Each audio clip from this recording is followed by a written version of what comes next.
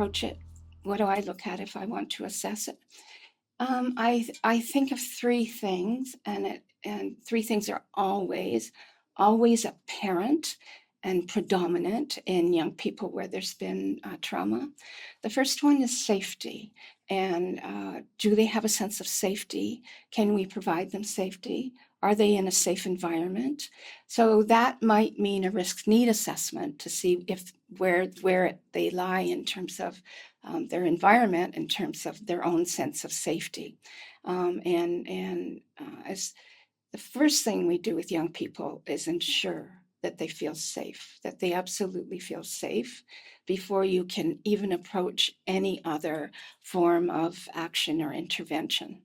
And interestingly, talking about kids in the justice system and safety, they'll tell you point blank that the person they trust the very most is their lawyer. Which for us is compelling, that a lawyer who makes themselves available right through the night, 24/7, is really the one that they feel they can align themselves with and they can trust. And so that's an important thing to understand. Another thing around safety is my PhD dissertation was on keeping kids safe in custody. And I did that, it's over a decade now, probably 15 years since I did my PhD. And what I did is I went across Canada to many 11 different custodial settings. So kids in custody, not in open custody, not in probation, or in detention, but in custody. And I talked to young people across the country in these settings. What keeps you safe here? Or do you feel safe here? And kids were really happy to talk to us, like to me largely, because it's something that they obviously have been struggling with. When a young person leaves their family home, that's what they know best, even if it's violent or traumatic, that's what they know best. And we move them out of the family home, and we move them out of their community, and we move them away from their peers, away from recreation, away from school, and into an institutional setting. They generally don't feel safe anyway. And so they could very well just reenact what they saw in their family and act out that way. And they would see the consequences of that. So what young people told me, and what I learned from talking to staff and young people, I did this over a period of 5 or 6 years, was what keeps kids safe in custody is relationships with staff, because these institutions are largely violent because of the gang disruption in the institution, because of the nature of the kind of criminal activities that young people participated in before coming into this setting. And so kids don't feel safe, and they hide out. In fact, they said they felt safer on the street than they do in the institution. And so if staff could align with them, then they began to feel safe. And that could only be in a rehabilitative environment where staff understand young people and understand where they're at developmentally, because young people are not adults. They're not mini adults. They're not mini human beings. They are youth. They are adolescents. And adolescents have a different approach. They're at a different developmental phase in their life, and there are certain things we have to consider. And that is, this is where they're gaining their sense of identity. This is where they're trying to understand the world in a way that makes sense to them. This is where they're learning about risk and risk management and cause and effect. And this is where they're starting to sort of learn about sort of, if I could say it, right from wrong. And so if they had staff around them that were talking to them in a rehabilitative way, in a therapeutic way, then they typically felt safe in that environment.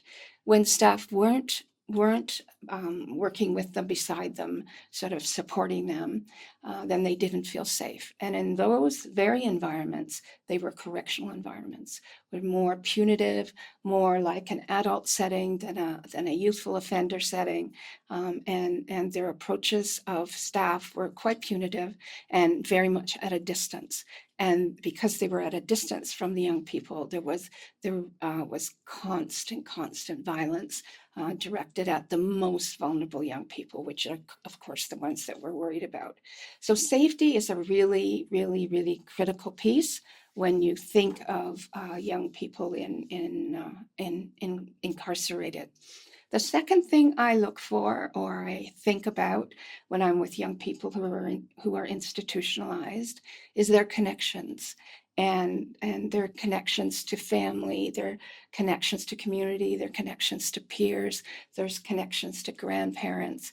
So that connection is what holds them, which it's another form of safety, of course, but it holds them in terms of their sense of reality. Connectedness to the world is a real critical piece, especially if you're young people and you're not at home, you're incarcerated in a very unsafe place, for example. When I visit young people, and I would always go to what we call here secure isolation. The kids call it the hole, but we call it secure isolation. And I would always go to see those kids that had been placed in secure isolation because they were moved even out of the jail environment and moved into a more secure environment because of their behavior. So I always visited those kids because I knew for a fact that they were more at risk than the other kids. And what I would do with them is I would bring paper and a pencil. They're not allowed to have those things, especially in secure isolation. And I would put a piece of paper in front of them and ask them to tell me about their life, where they've been, where they grew up, where they lived, all of that. And they had moved around so much that they couldn't start at the beginning and go forward like you or I would chronologically. They had to start now and go back and then back and then back and then back. And interestingly, um, they forgot often what foster homes or group homes or shelters. They forgot often about those places, but they always put on this timeline. As I made it a timeline, really long. They always put on this timeline when they went home, when they were with their family. Even if their family was abusive, doesn't matter.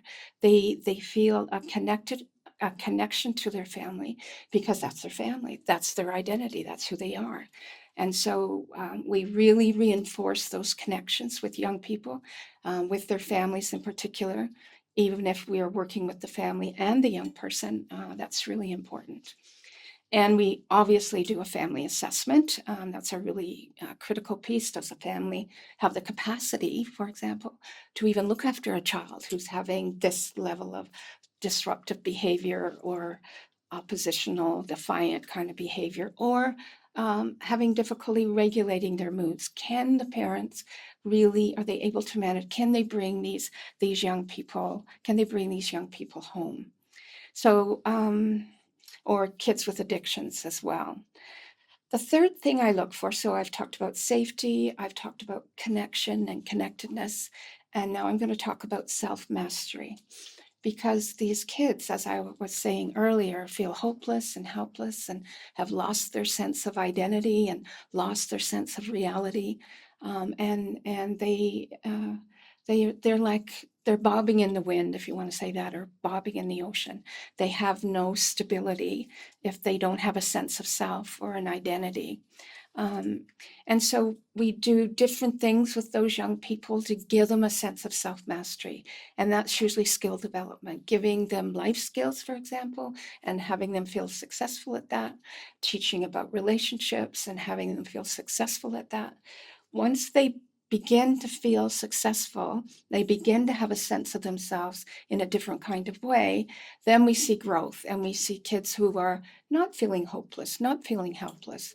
And these are the kids that you advocate for. Advocacy is really important for these young people as they're moving forward and growing in a really positive way.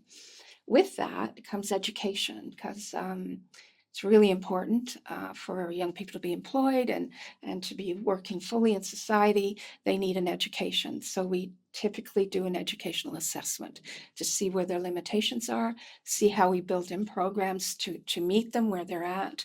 And we look for developmental challenges as well, because if a young person's behind developmentally, then excuse me, for sure, that person will be targeted in an institution like a young offender institution, but excuse me, or they'll. What happens with kids who are somewhat developmentally disabled or challenged is they want to be just like everyone else, so they put this kind of cloak on, like a cloak of confidence, let's call it that, where they pretend to be, they pretend to be normal, they pretend to be okay when actually they're not, which puts them further at risk. So in institutional settings, these kids with developmental challenges are very, very much at risk. So, what do you do then? When you're working with kids, you've assessed them, you understand that they have either challenges or limitations, or they have a history of trauma and violence, and they present in a particular way that, generally speaking, staff, peers, and society cannot manage and are react very strongly against. So, we do what's called plans of care. And these plans of care usually can start in the institution. That's usually what we see is the plans of care beginning in the institution.